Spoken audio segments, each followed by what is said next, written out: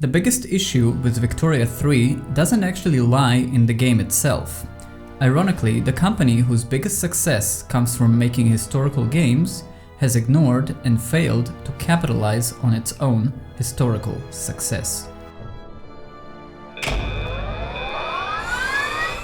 Victoria 3, the long-awaited sequel to a game that became a cult of the Paradox community, is now fast approaching its release. And yet, Paradox seem to have completely ignored the reason why anyone is even interested in this game at all.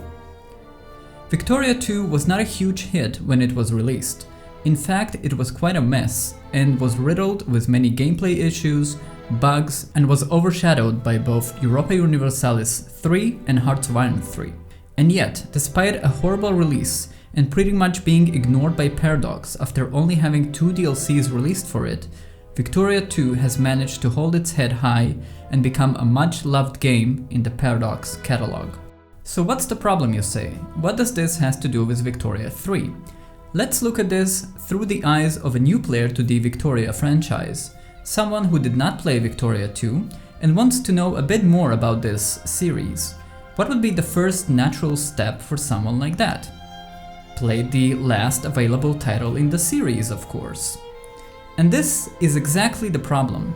With the rush to announce Victoria 3, Paradox have completely overlooked at what makes Victoria 3 such a desired title by a large fanbase of the community: Victoria 2. Anyone who attempts to play Victoria 2 these days will encounter 3 major issues that could have been easily resolved by Paradox were they to take some time and prepare the groundwork a little bit better before announcing Victoria 3.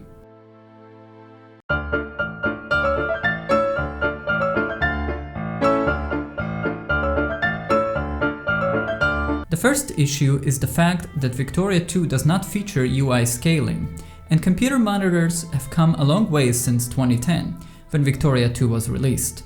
That means that you are either stuck at playing the game at 1920 by 1080 resolution in order to be able to read the text properly, or you play at the highest resolution and probably damage your eyesight trying to figure out what those constant pop-ups have to say. On top of that, this oversight makes it more difficult for streamers to properly stream the game, which further makes it harder to show off the game to newcomers and may put some streamers off the idea completely. And I'm speaking from experience here.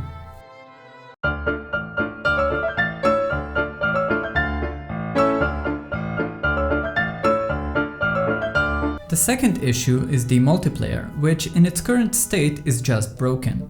To figure out how to play Victoria 2 with a friend, you need to go through many posts and explanations and either install a third-party software or mess around with your router configurations. Something that most people don't know how to do, are unwilling to do, or may just give up after trying and failing to get the right settings to work.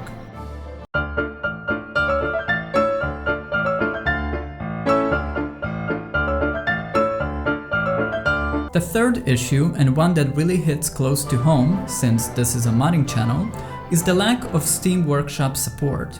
The Victoria 2 modding community, just like the game, have overcome the odds, and the game features some amazing mods that can be found on ModDB. But without built-in Steam Workshop support, those mods may be overlooked by a large player base who may come to the wrong conclusion that a lack of workshop integration means that the game has no significant mods, or maybe that it even doesn't support mods. So this is where we are. Victoria 2, the immortal game that won against all odds and had the potential to become the locomotive for the Victoria 3 hype train, has been totally ignored by Paradox. The result hurts both the players and Paradox themselves.